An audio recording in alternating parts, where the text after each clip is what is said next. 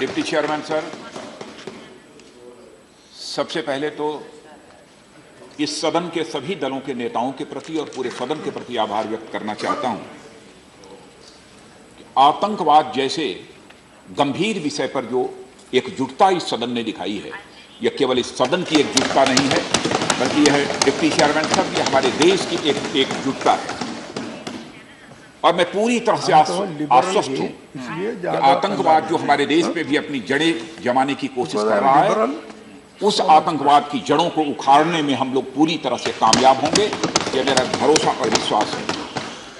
आज मेरे द्वारा दिए गए इस स्टेटमेंट पर हमारे नेता प्रतिपक्ष जनाब गुलाम नबी आज़ाद साहब, श्री सुब्रमण्यम स्वामी जी और हमारे डेरेक ओबराय साहब और मायावती बहन और राम गोपाल जी, दिलीप जी और हमारे सम्मानित शरद यादव जी, श्री नवनीत जी कृष्णन, श्री माजिद मेनन साहब, डी रजा साहब, कनीमोजी जी और भूपेंद्र यादव जी और हमारे जनाब आनंद शर्मा साहब, इन सब सारे लोगों ने अपने विचार व्यक्त किए।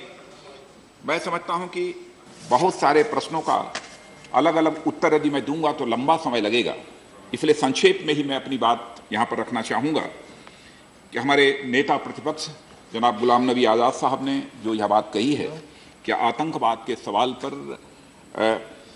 बहुत सारे लोगों ने, बहुत सारे नेताओं ने भी हमारी कुर्बानियां दी हैं, इसमें कहीं दो मत नहीं है।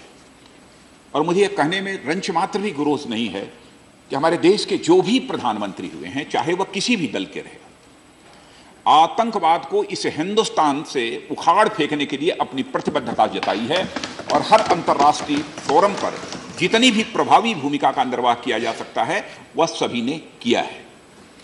और आज के भी प्रधानमंत्री जी उसी प्रकार, उसी दृढ़ता के साथ अपनी भूमिका का निर्वाह कर रहे हैं। अब हमारी वहां पर जो स्पीच थी, कवर की गई कि नहीं की गई, और कवर करने की ऐसी परंपरा पहले रही है कि नहीं रही है, नहीं की गई तो क्या डेलिबरेटली नहीं की गई, इसका उत्तर देना इस समय हमारे लिए कठिन होगा। हां, इतना क्योंकि मैं तो स्पीच दे रहा था, मैंने नहीं देखा कि उसका लाइव टेलीकास्ट हुआ कि नहीं हुआ, लेकिन यह सच है कि भारत से जो दूरदर्शन और एएनआई के रिपोर्टर और हमारे पीटीआई के रिपोर्टर्स थे, उनको अंदर प्रवेश करने की इजाजत नहीं दी। यह सच है। और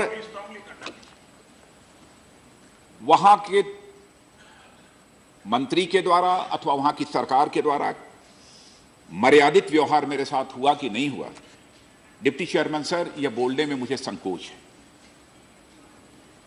उन्हें जो करना था उन्होंने किया। मैं उस संबंध में कोई प्रतिक्रिया व्यक्त नहीं करना चाहता और मुझे कोई शिकवा शिकायत नहीं है। लेकिन हमारे भारत का सवाल यहां तक है कि मेहमान नवाजी में भारत की एक सारी दुनिया में साख है, हम अपनी उस साख को हमको बनाकर रखना चाहिए और इसके प्रति हमको अपनी प्रतिबद्धता ये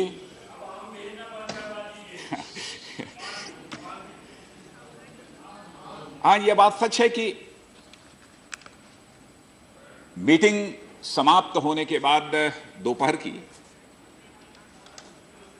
जो होस्ट थे वहां के गृह मंत्री जी ने, उन्होंने सबको लंच पर आमंत्रित किया, लेकिन लंच पर आमंत्रित करने के बाद वो तुरंत गाड़ी पर बैठे और चले गए।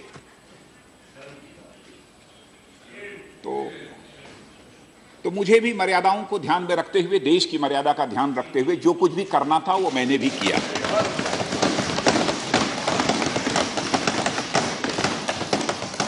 लेकिन मैं यह भी स्पष्ट कर देना चाहता हूं डिप्टी चेयरमैन सर कि मुझे इसको लेकर कोई नाराजगी नहीं है। मैं वहां भोजन करने नहीं गया था।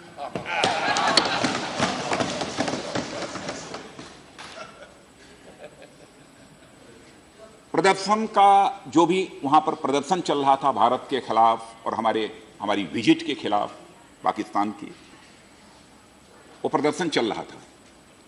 पहले यह तय किया था कि मैं बाई रोड रावलपिंडी एयरबेस से होटल जाऊंगा, सिरेना होटल, लेकिन शायद वहाँ के सिक्योरिटी ऑफिशियल्स में अंत में यह फैसला किया कि नहीं, मुझे बाई हेलीकॉप्टर ले जाना चाहिए। तो होटल के पास में एक हेलीपैड था, वहाँ पर बाई हेलीकॉप्टर वो ले गए।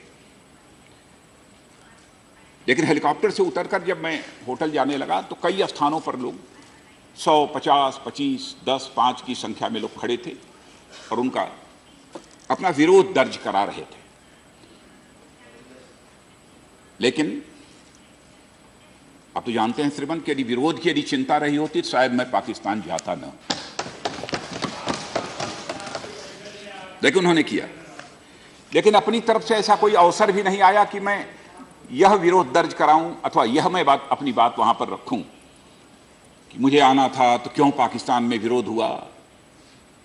यह सब कुछ मैंने नहीं किया, कोई विरोध दर्ज वहां पर मैंने नहीं कराया।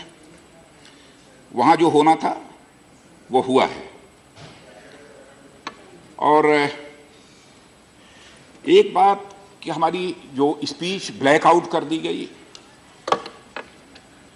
अब वहां पर क्या इसके पहले परंपरा रही है उसके बारे में मुझे विदेश मंत्रालय से विस्तृत जानकारी लेनी पड़ेगी। क्या परंपरा रही है, उस परंपरा की जानकारी मुझे नहीं है, इसलिए उस संबंध में तो कुछ मैं नहीं कह पाऊंगा। और जहां तक बीएसएफ की बात है, राम गोपाल जी ने पूछी कि बॉर्डर सिक्योरिटी फोर्स को बार बार अनुमति लेने की जरूरत न पड़े। डिप्टी चेयरमैन साहब, सदन को मैं आश्वस्त करना चाहता हूं कि इसी प्रकार के निर्देश हैं, संयम से काम लें, संयम से काम लें। गोली भी अपनी तरफ से चलाने की जरूरत नहीं है, पहल भी नहीं होनी चाहिए। लेकिन यदि चल जाती है तो उसके बाद क्या करना चाहिए, इसके लिए अनुमति भी लेने की कोई आवश्यकता नहीं है। यह एक बिल्कुल स्टैंडिंग ऑर्डर है, यह पहले से ही यह ऑर्डर है। वैसे हमारे जितने भी प्रधानमंत्री हुए हैं, आदरणीय अटल बिहारी वाजपेयी जी की वह बात तो बहुत ही प्रचलित है, सारे हिंदुस्तान में क्या दुनिया के दूसरे देशों में भी प्रचलित है कि दोस्त बदल जाते हैं लेकिन पड़ोसी नहीं बदलता है। और हमारे प्रधानमंत्री इस समय मोदी जी, उन्होंने भी जिस तरीके से दरिया दिली दिखाई है, उसके पहले जो प्रधानमंत्री जी हमारे डॉक्टर मनमोहन सिंह जी, उन्होंने भी जाकर माने एक प्रकार से अपनी सहानुभूति भी व्यक्त कर दी कि Pakistan is also victim of terror. माने जितना सब कर सकते थे अधिकतम पड़ोसी के साथ रिश्ते बेहतर बनाने के लिए हमारे सभी प्रधानमंत्रियों ने किया है। लेकिन विडंबना यह है अध्यक्ष महोदय कि हर के बावजूद यह पड़ोसी है कि मानता ही नहीं।